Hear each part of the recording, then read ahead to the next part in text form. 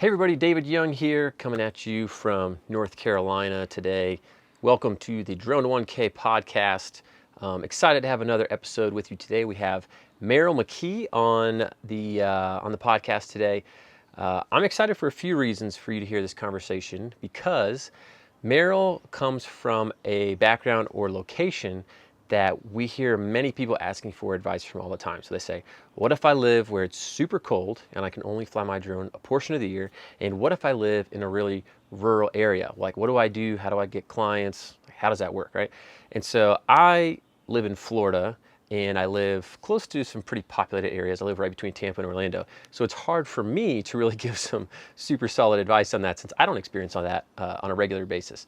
But Merrill has both of those situations. And so today I'm excited to give you his perspective on how he has been able to have a business that thrives even in a rural climate and in a cold area. Merrill also had a sales background, so he can give some good sales advice on how to go out there and how he got over some first cold calling stuff or some cold walk-ins.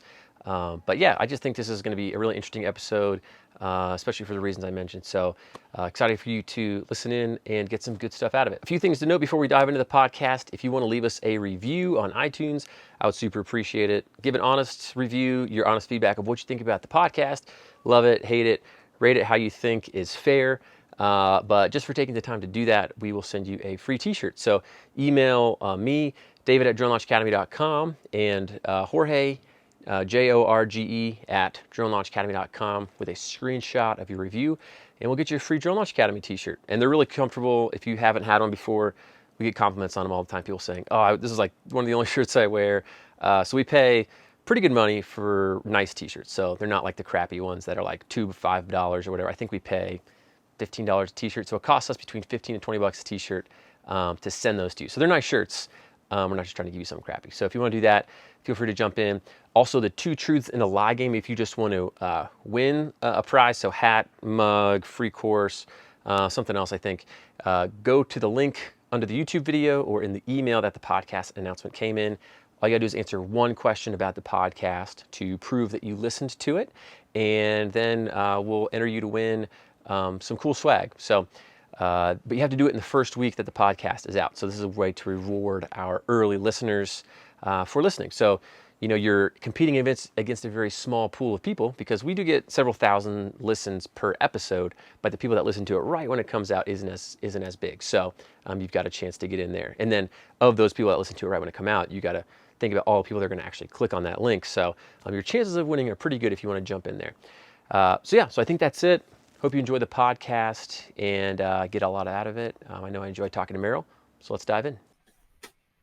All right, so welcome everyone. Season 4, episode 4 of the podcast. Excited to be here with Merrill. It's McKee, right? I mean, I guess it's pretty easy last name to say. Merrill McKee. Excited to have Merrill on the podcast. Merrill, I was just chatting with him right before we hit record, and I believe he is the first person ever to say, hey, I didn't have a drone business. I started listening to your podcast. I started a drone business and made a goal to get to a point where I qualified to be on the podcast. You did that, and now you are on the podcast. So I think that's really, really cool, at least for me, to be like, hey, cool, I'm glad it helped, even if you just got a few small nuggets of that. I mean, obviously, you can't just listen to a podcast and have a successful business. There's a ton of work on your part, but it hopefully give you a few nuggets or inspiration. But I'm pumped to have you on here.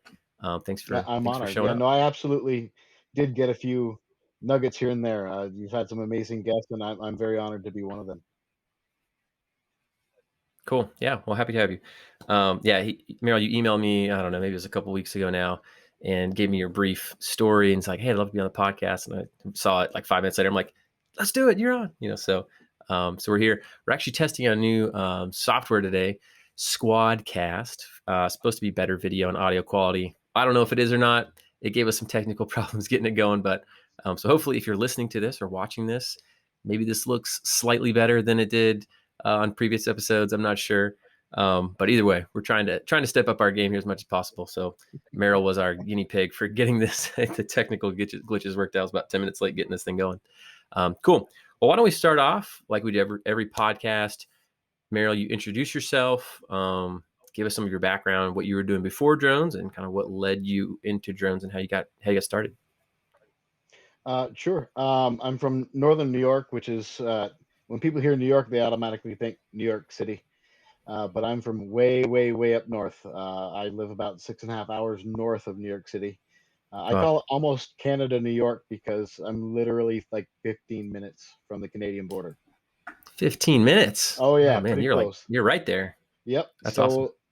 So I've lived here my whole life. I've got a big family. I had a successful DJ business, which, thanks to the pandemic, has been kind of lackluster. Oh, sure. Yeah. So I had some, Live events are not too hot right now. yeah, no, I had some time on my hands, and I love technology, and I started to really look into drones about 3 or 4 years ago, and I wanted to get into it, and I had a good time with it, so I thought I'd get it started. Cool. What was the first drone you got? The first drone I got was I call it the Facebook fake. It cost about $30. It said it was Okay. similar to the Mavic, and I'm like, oh, that, yeah, Oh, you got that thing? yeah, The yeah. It Mavic was like, ripoff?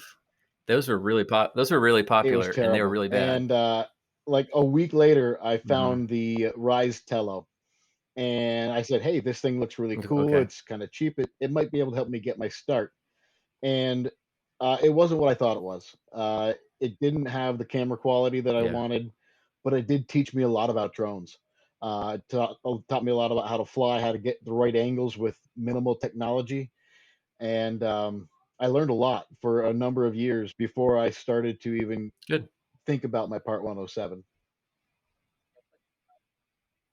Yeah, I feel like the Rise Tello, it's like I think on this is like powered by DJI. So I don't know, somehow they have like a little partnership with them, but I feel like that's a good like indoor drone for kind of messing around stuff. It doesn't do super well in high winds or at any type of Yeah. range, but that's a good start. Yeah, real quick on your Mavic ripoff drone. I was just going to comment real quick. I don't know if anybody remembers this, but they literally copied the body style of the Mavic Pro, like the original Mavic Pro, like almost exactly. They put like an extra, or they put like flames on it or something to make it just like different enough, and like try to tout all the similar features. But then you look at the reviews, or at least I found some comments or reviews somewhere, and people were complaining about it pretty hard.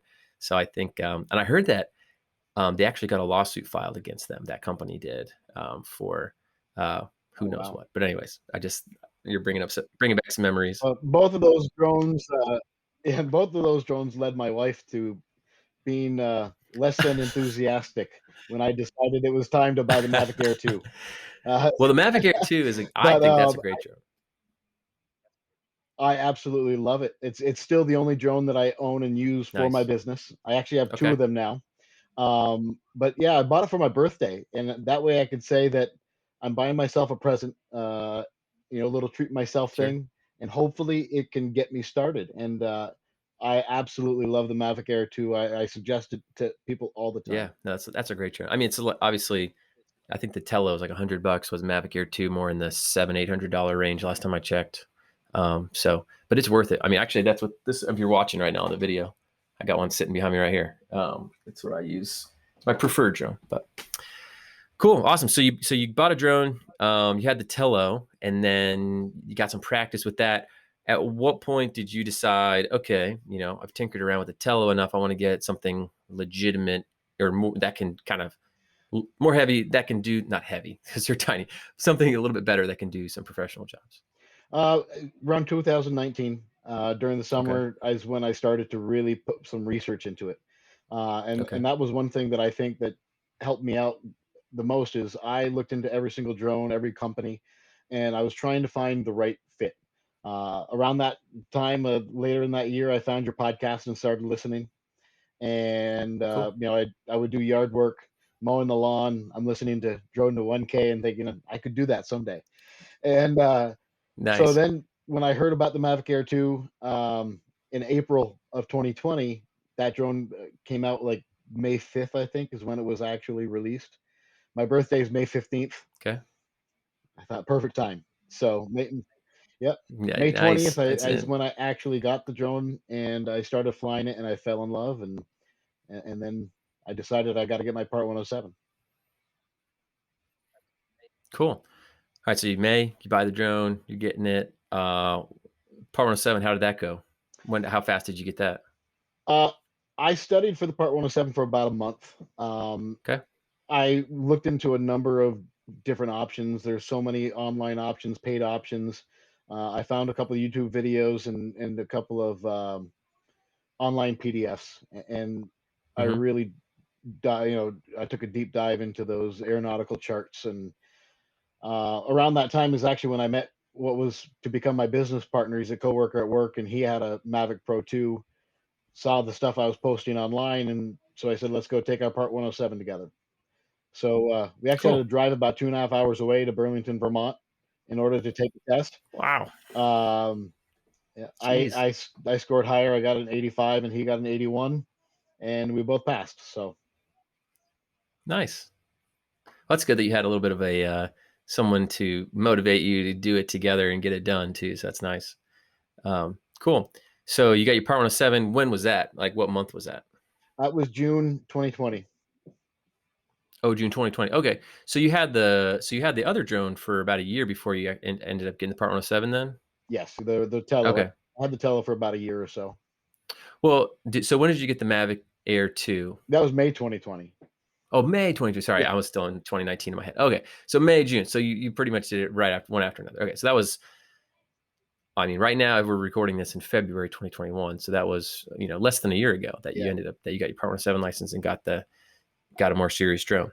So so you're less than a year into like owning a semi-professional level, I would call it professional level drone, and get your Part 107. So after so it's June, you got your Part 107 license, or technically remote. Some people get really salty when you call it not the official remote pilot certificate. So, anyways, if you're listening and you're wondering the actual official terminology, remote pilot certificate with small UAS rating, but everybody just calls it the Part 107 license. So you got your Part 107. How did you get your first client? Like what was your strategy? Because that's everybody's like, oh, I'm flying.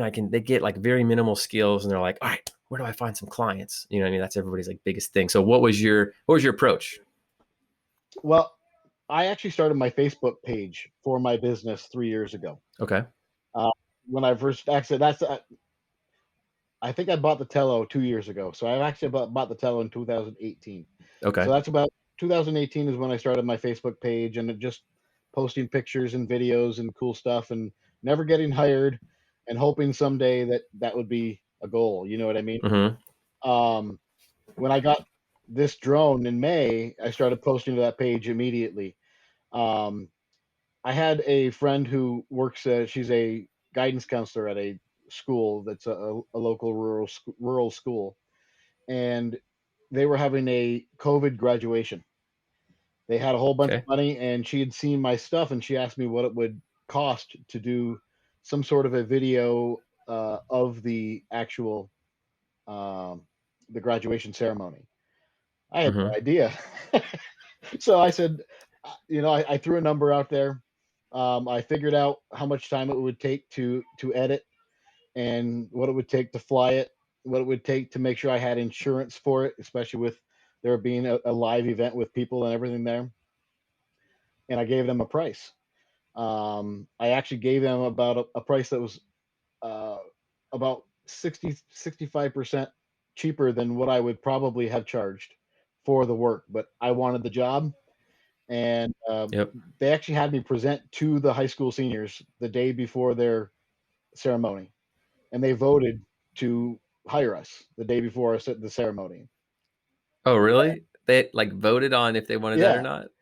it was really cool. How many people were Uh, there? How many high school seniors were like, I was just like 700 people no, voting on you it or was something? like I said, a small school. It was about 75 seniors. Okay. Uh, but Okay. So they just like raise hands. "Hey, do you want Merrill to take pictures with the drone?" And like half of them raise their hand. Like, how it did this was work? unanimous. What was really cool was that they, during the pandemic, they always take a senior trip, and they didn't get to take a senior trip this year, so they had that money left over. They had all the prom decoration money that they Okay. didn't spend because they didn't get to have a prom. Uh, in our Yeah. area, we have a number of high schools in the area. They were one of the only high schools to have an actual graduation ceremony where people could attend. And what they did was they took their big Mm. soccer field and put all of the cars. They had the parents park their cars around the outside of the soccer field, and they had all their chairs in the center of the soccer Mm-hmm. field, and that's where they did their ceremony to make sure it was socially distanced and all that. For the ceremony, me and my go ahead. So no, so that when they parked their cars, were the parents watching from their cars, or Yep. were they out in? So they watched from their cars. Okay, interesting. Yeah, it was actually from their cars, and so my partner and I, we actually both flew a live event as our first job. Okay.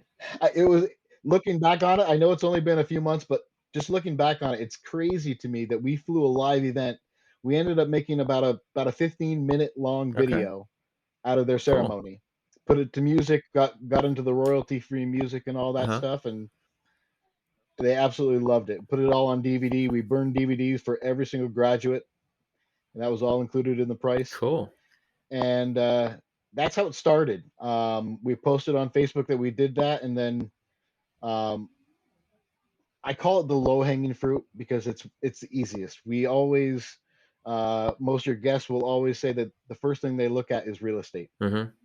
So as soon as I was starting to get the details for this gig, I said I've got to find some real estate gigs. Mm-hmm. I'm a go getter. I've got ADHD, which is some people think is a disability, but it's for me it's the opposite. It's definitely been a gift for me Yeah. because I just go go go go go, and so I said I got to get some real estate gigs. I got to get this going. I actually did some cold calling and some cold walk-ins, which the first one was crazy. The first one I showed up at their right at their office. They let me in. This is a real estate office. Yep. Real estate office. Okay. I handed them the card. I was actually getting my tires fixed on my van Okay. next door. So I said, I'm going to stop by. I walked in. I said, hey, I'm starting a new drone aerial media business. And, real estate is something I want to get into. If it's anything you're interested in, here's my card. Uh, and the woman immediately looked at me. She says, Kara has a drone. Sorry, we're not going to use you. Have a nice day. Jeez. All right. I said, you know what? That's not a problem. Thank you very much for your time. And I left. A week later, Kara called me because, Kara with a drone called you. yep, she has her Part Yeah. 107, but she was the only agent in the office selling houses.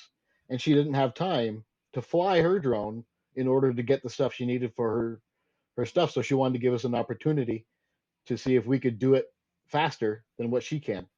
And we did. Mm-hmm. And that was my first real estate Awesome. client. Nice. All right, real quick, I got to ask because everybody always wants to know, pricing and charging and all this stuff. So, if you don't mind sharing for your first gig, the live event, do you remember, your proposal to them as far as how much things would cost for the whole job? And it sounded like you guys had DVDs and all that stuff. Do you mind sharing that with us? Because everybody always wants to know about pricing. I don't know what I should charge and this and that. We ended up charging them $500. That was Okay, it. It was cool. what I told them was the discounted price, but Yeah, especially if you're providing burning, DVDs and producing a 15-minute long video. But like you said, hey, it's your first gig and you're getting hired and paid. So if anything, it's nice paid practice. Cool. And then so was that your sorry, now jumping back to the real estate cold walk-in, was that your very first cold office walk-in? for the drone business, yes. I mean, Yeah, yeah, yeah. I used to sell cars. Um, Okay. I've I my parents will tell you that I can sell ice to Eskimos, so it's something that's kind of in my blood. Especially up here in North Yeah. Country where we have to sell ice anyway. It's always cold. Well, I notice people on the podcast who seem if they don't, the way I'm trying to say is like, I can tell it almost seems like apparent if somebody's got a sales background because they're like, oh, I just walked in and told them that I was going to start a drone business and asked if they, need anything. And they'll do that a handful of times and they'll get business from it. But to most people, that is like a horrifying thought to like walk in somewhere, like cold walk in. And even to me, like, I mean, I own this business we sell, but it's mostly, digital marketing, things like that. So I've done some cold calls or cold walk-ins and you just tell them like, oh, I don't know what I should be doing. And they're going to want me in here, and then you get someone like, the lady's like, Kara's got a drone. We're not going to use you. Get out of here. You just like feel so demoralizing.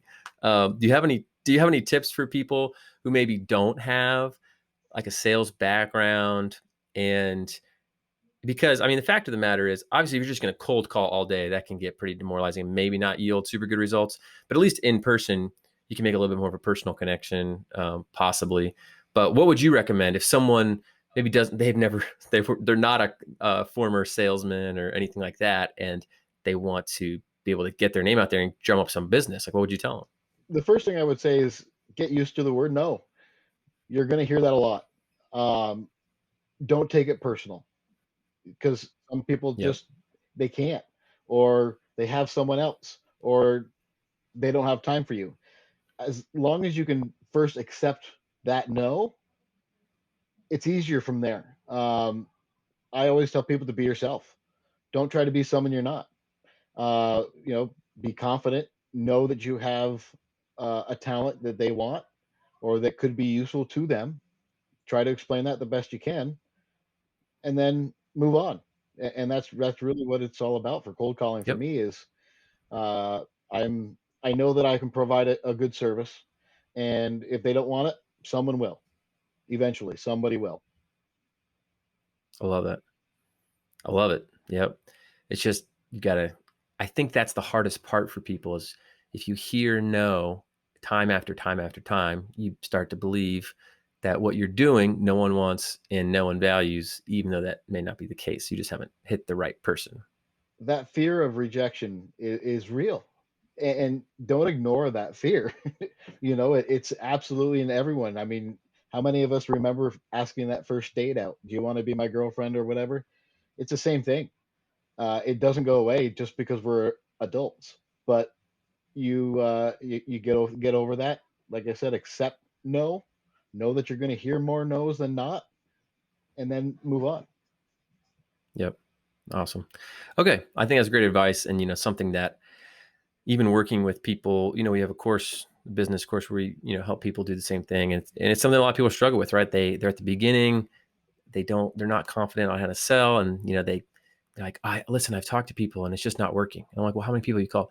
Yeah. Like in our programs, we have people who they don't have much sales experience and they'll say, you know what, it's just not working for me. Nobody wants this. And I said, well, how many people have you talked to? Well, I posted something on my Facebook page and I called two people and they both said no. So like, I don't know what to do.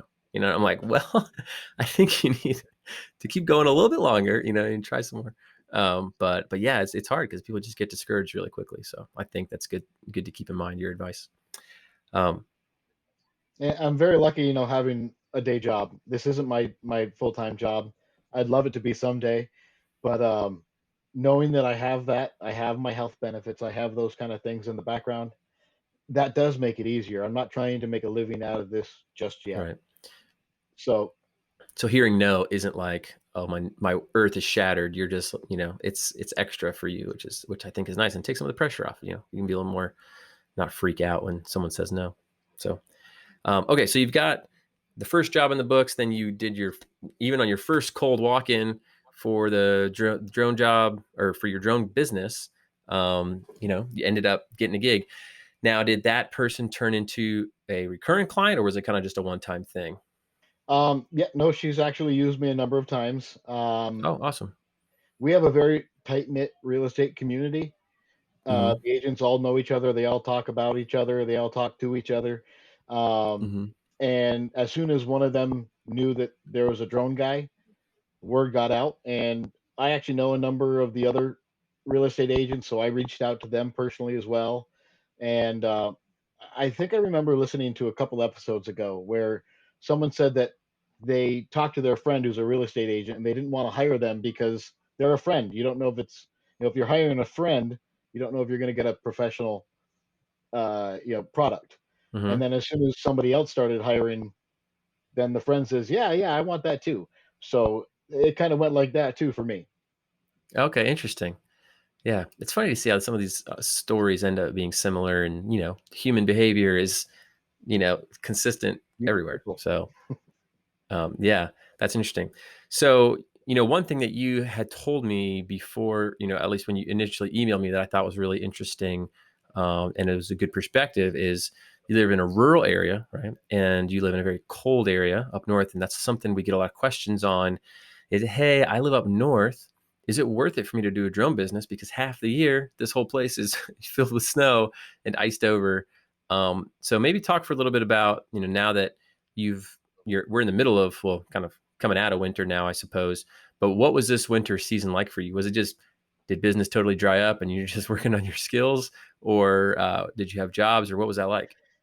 So I do live in a very rural area. The town I live in has 14,000 people. That's it. The village Hmm. is obviously even less. Um, and like I said, it is very cold in the winter. So, I mean, in February, we average about 5 degrees every day. Five The other day was degrees? minus 13. Yeah. What? You're at, oh my goodness. What's the name of the I live in town where you Malone, New live? York. Yep. It's, you know, the Malone? Winter Olympics that happened in Lake Placid years ago, the Miracle on Ice. I live about an hour from Okay. there, Yeah. about an hour from Montreal. Okay. Man, 5 degrees. That's crazy. For those of you who may not know, I mean, I think I mentioned this several times on the podcast, but I live in Florida. I'm right between Tampa and Orlando. And it was, we were joking. He just said, yeah, I was shoveling some snow. I was like, oh, I just finished going to the driving range. It was 70 degrees here. So, um, wow, 5 degrees. Can't imagine that. All right. Sorry. Let's get back to it. Sorry. You said, yeah, go ahead. But you know, with business, yeah, with business, I had to diversify. I actually found another guy on Facebook that I've been friends with. I used to play basketball with him in high school. He started a Hmm. custom building contractor business, and I purchased a an Osmo, Yep. the Osmo Mobile for my cell phone, and he asked me if I could help him do a project, if I could do a video to kind of advertise his business. He was doing siding on a house, so that was the first thing, was doing the siding and a roof job, and he put on an addition. So I flew my drone, and he gave me some before pictures, and I turned it into about a minute and a half Cool. commercial for his business. After that, I took the Osmo into an indoor project that he had going, and the same thing we did before, during construction and after, and turned that into a minute and a half long video for his business. He now, every project that he gets hired on, he's hiring me. He actually works in my price to his quote to his Cool. client, and so he actually passes that on. I get hired, I do the work, and I'm averaging 2 to 3 videos a month just for him. Cool. Tomorrow, actually, I'm going to Tupper Lake, New York, which Tupper Lake and Saranac Lake in the North Country. Saranac Lake makes national headlines at least twice a year for having the coldest temperature in the country, Mm, in the contiguous U.S. So Tupper Lake is real close to that. I'm going to be going to Tupper Lake for one of my big real estate clients. He has a house for me tomorrow that looks perfect in the snow. mm. So I'm going to be flying that house tomorrow. Uh, I see on Facebook forums they're always asking, "Can you fly the Mavic Air 2 in the cold and the snow?" They suggest nothing colder than 14 degrees. I was flying at 5 degrees the other day for a snowmobile video that I'm doing. Cool. Like I said, I had to diversify, and I'm doing a promotional video for the county IDA board. They want to promote the snowmobile trails that they put a lot of work in, and so I'm flying my drone. I'm taking my Osmo. I'm doing interview style uh, videos and putting that all together in about a 4 minute promo video that they're going to put all over the internet. So, the, Cool. Now, what is real quick? What is did you say IDA? uh, What is it? Is that an yeah, the organization? Industrial Development Authority. Okay. It's a nonprofit for the county. They get county funds and they disperse it to other businesses to uh, to help bring business to the North Country, to our county. Gotcha. Okay. Cool. Cool. So that's awesome. So winter comes and you're not reactive, sitting around waiting for agents to reach out. You start hitting the ground, get some construction progress work and some promo shoot work. Now, with your friend who you said had the contractor business, um, describe your pitch to him. Did you literally just said, "Hey, what's up? I started a drone business. Can I work for you?" And then he came back with that idea, or how did that develop? Uh, so my son-in-law actually has a propane business. Mm-hmm. Uh, and so I did a little quick 1 minute video to promote his business for free using my drone, using the drone the video editing software, and I posted that to Facebook. When I saw him start posting photos of his projects, I said, you know what would be really cool is if we create videos for your project that's before, middle, and after, and I can edit it all together and you can promote that through Facebook. We can eventually get a website for you and put all that stuff together and you can really show off what you're doing because it's all custom work for him, which really is what Mm-hmm. drives his business. They see the things that he's doing and people have been calling him like crazy since they have seen our videos. So That's good. That's nice for you. And what was his response to that? Like, I don't know. Like, did you have to talk him into it, or was he instantly like, "Oh yeah, let's do it"? uh first question, how much? uh Hmm. I learned from my DJ business. That's the one question that you try to walk around, I guess is the best way. Mm-hmm. Because Yeah. You don't want to give them a reason to just say no right at the beginning. it's not about what you charge, it's about the value that you're providing the customer. And Mm-hmm. so I explain what the price is, but I mask it in the explanation of what the value is. Um, I did a bed and Mm-hmm. breakfast video early on in the summer. That their Facebook page, they didn't have a single post in their analytics that received more than 100 views by anyone, each different post. That video that I posted for them once I got done it was seen by 7,000 people. Wow. Just from organic reach. Yes, Hmm. no paid advertisement, nothing, just sharing Hmm. and everything. And so I pitched that to Justin um, through my YouTube, through Vimeo, through Facebook, all of these things. You're going to have more people seeing your product than anyone else. So this is Hmm. what I charge. But if I charge you that, you're going to bring back 3 or 4 jobs just from that video. And he Hmm. thought about that and put that together, and he said, "Let's do it. Let's give it a try."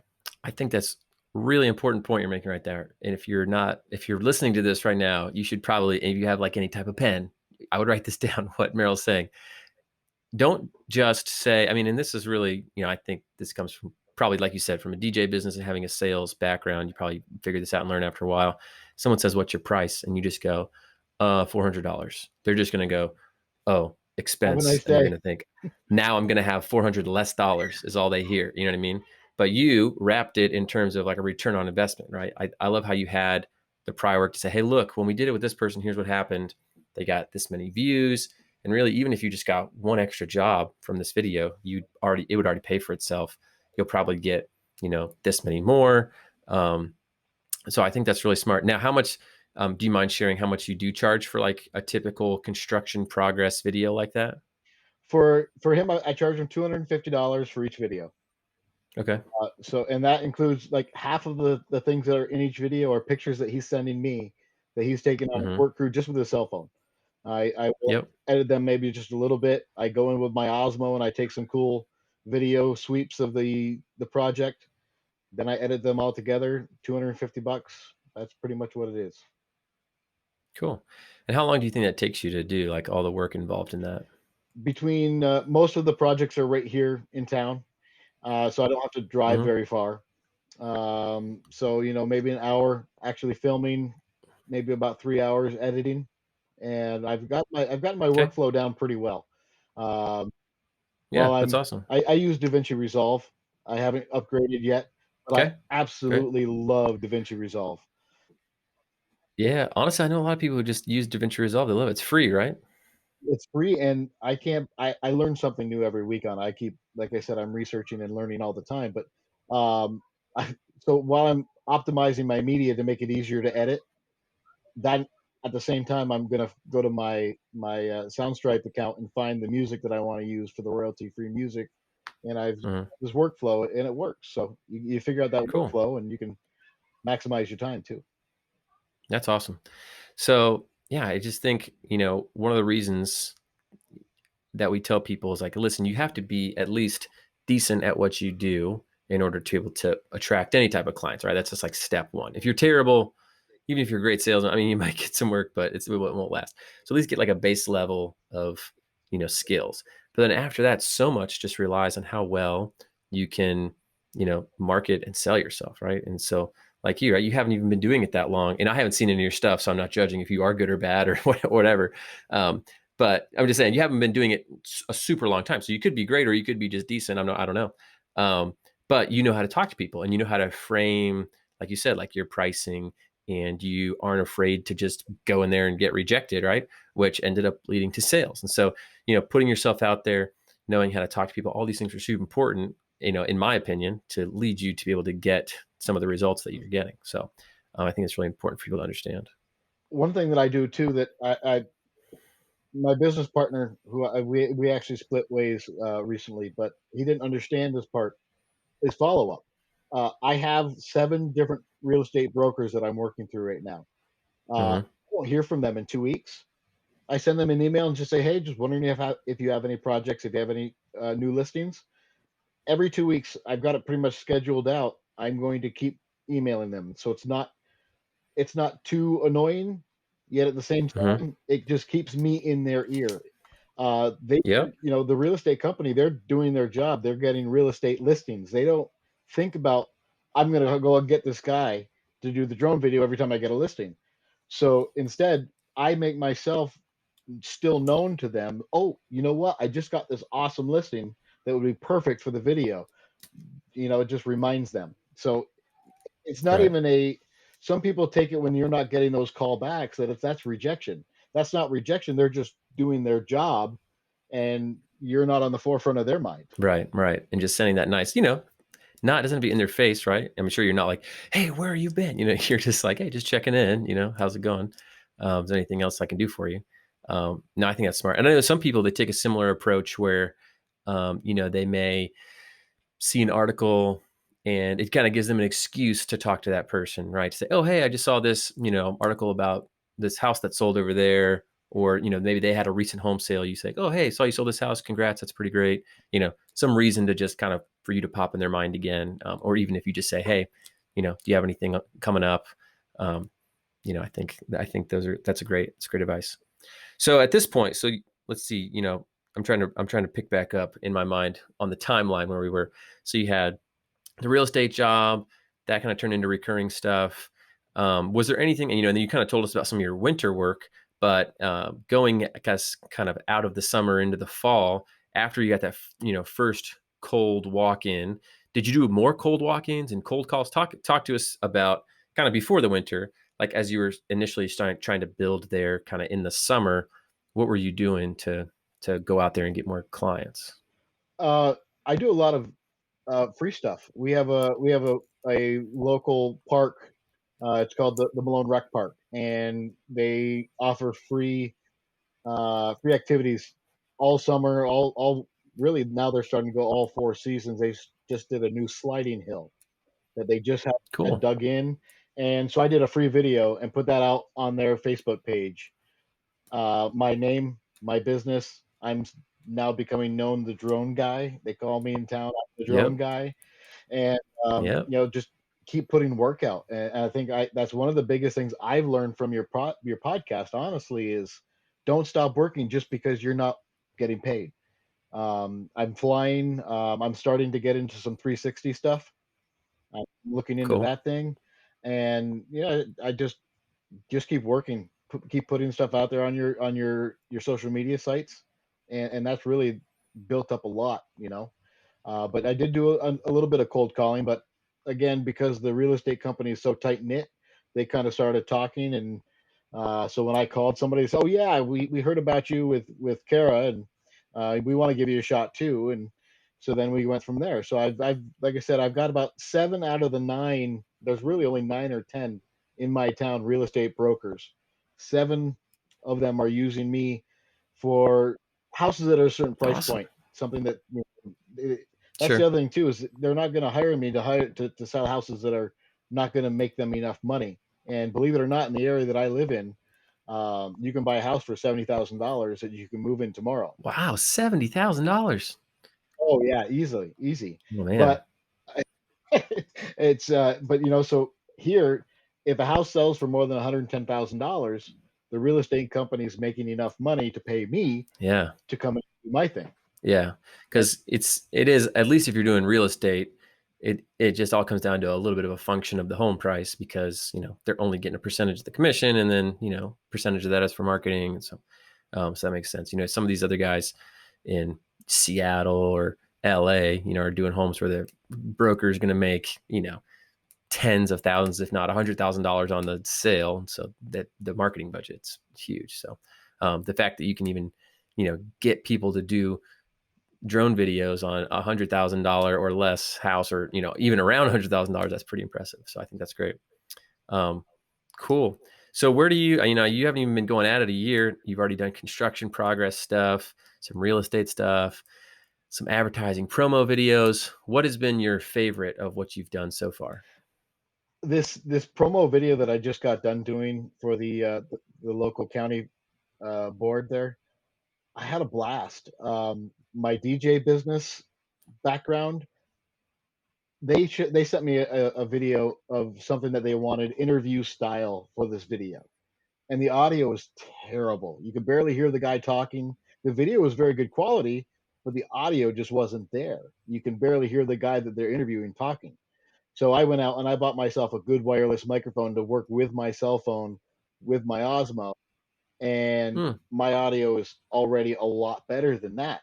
So that by itself kind of elevated me in that board's eyes, and I really had a good time just Nice. kind of joining the audio stuff that I enjoy doing along with the drone, and I just love Yeah. creating.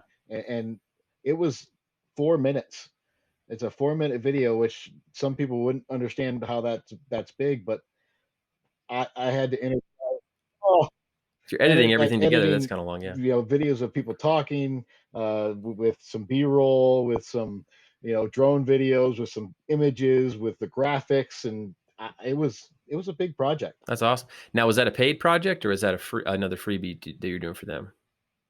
No, that's $850 for the project. Ooh, nice. Awesome. That's great. So is that one been kind of your favorite so far, doing that?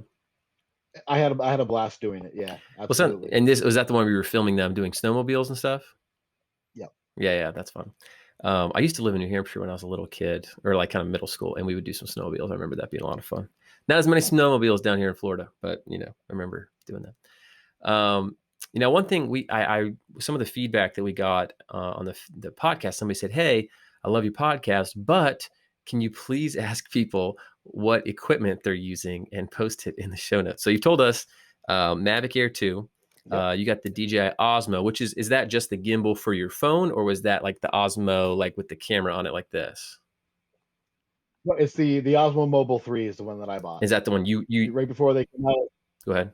Yeah, it's one they just came out with a brand new version, the Osmo Mobile 4, Hmm. which has like a magnetic thing that sticks to your phone.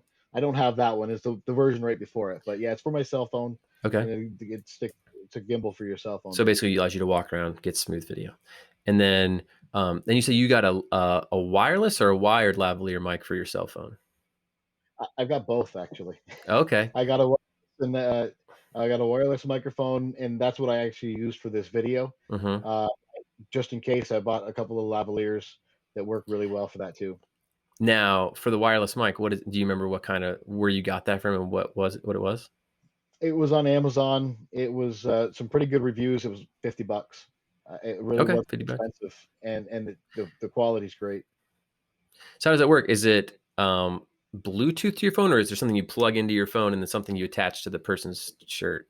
Yep, it just like what I would use for my DJ business. It has a connection that plugs into your cell phone, and it has a wireless receiver, Hmm. and then there's a body pack on the person with a wireless mic. So it goes to the receiver that plugs into the cell phone.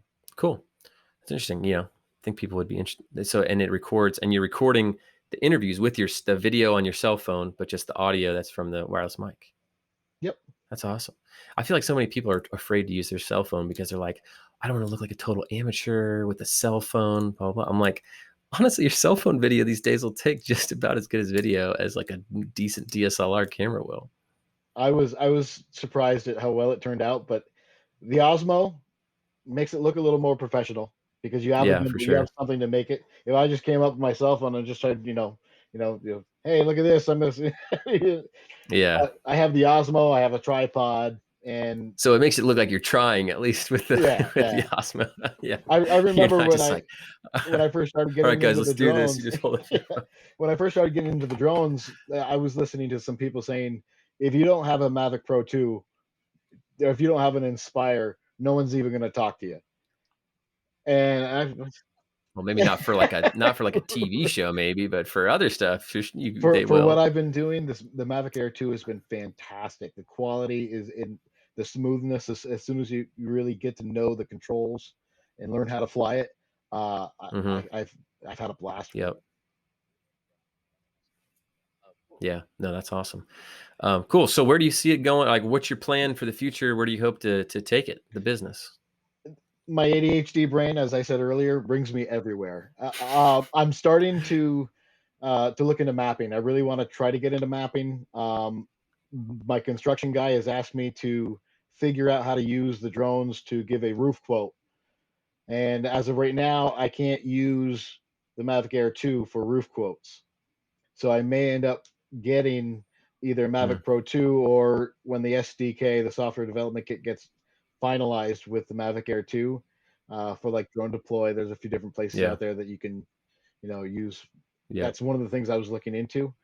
But the roof quotes, Hmm. he said he can guarantee me in the summer 3 roof quotes a month, which is, So, yep, little pro tip here that you may be able to do.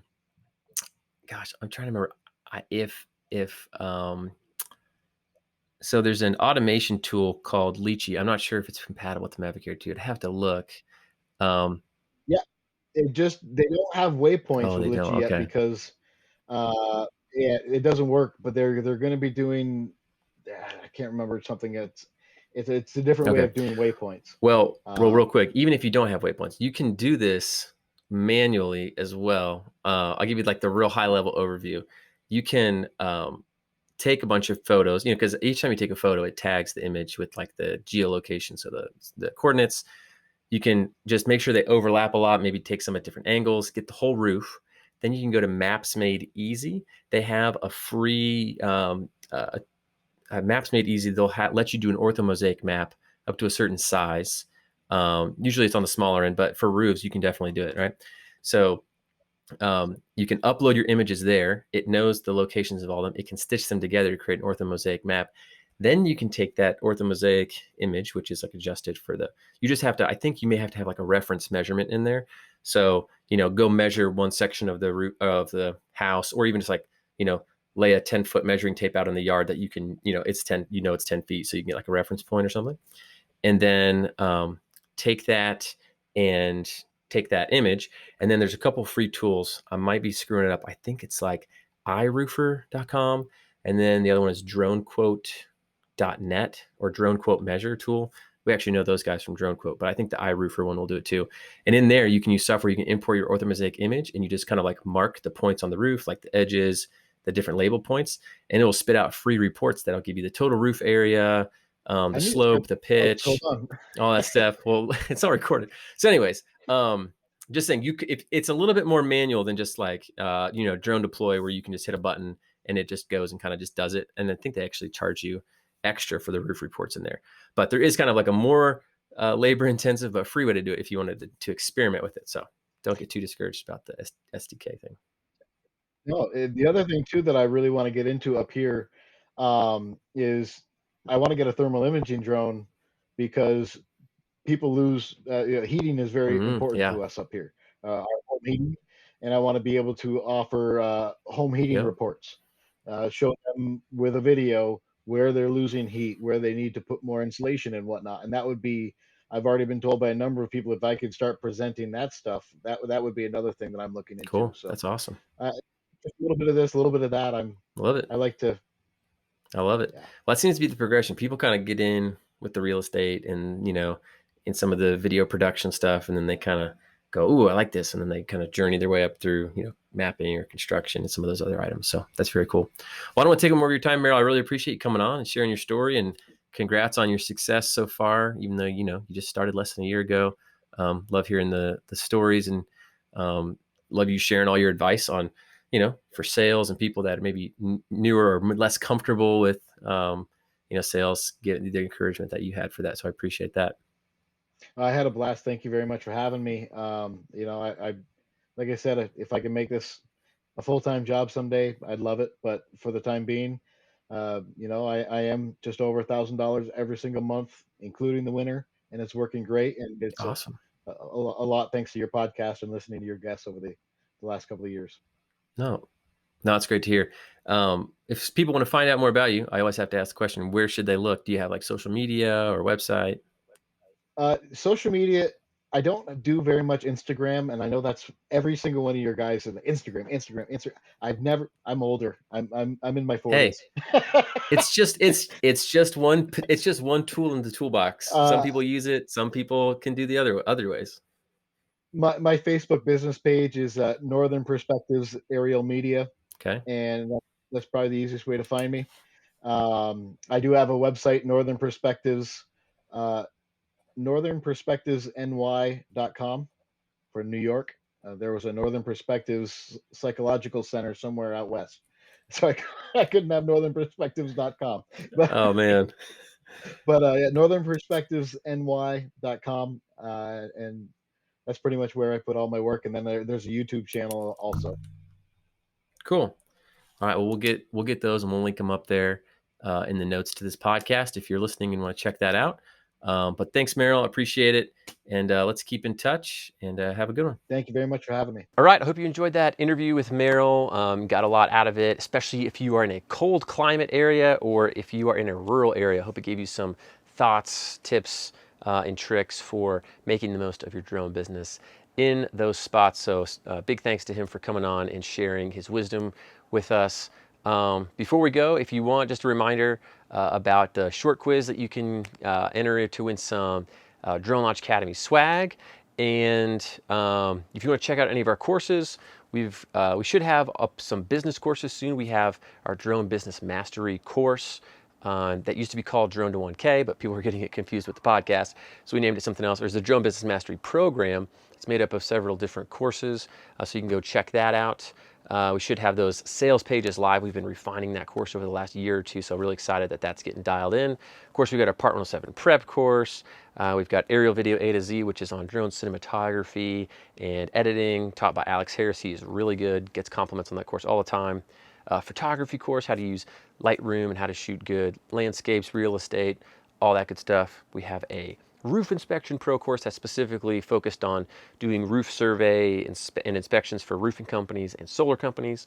And right now we're in the middle of teaching a live drone mapping course that's teaching 2D and 3D modeling, so you can work with construction companies, engineering companies, surveyors, and that's taught by season 3 podcast guest Root Patel. So hopefully in the fall sometime we'll have the finished version of that course out. Right now we're doing the beta live rollout, which is going really well. I'm learning a lot and I'm enjoying that. So be on the lookout for that. So we're always trying to expand our courses, what we can offer you, and the value to you, the listener, and our students, so that you can expand your drone business and hopefully become more successful along the way. So that's it. A little shameless plug at the end there for everybody who stuck around. I really appreciate everyone who listened and all of the feedback that you all give and all the encouragement you provide via just emails that I get and the feedback and the reviews on the podcast. They really mean a lot to me and brighten up my day. So really appreciate that. Thanks everyone for listening. See you next time.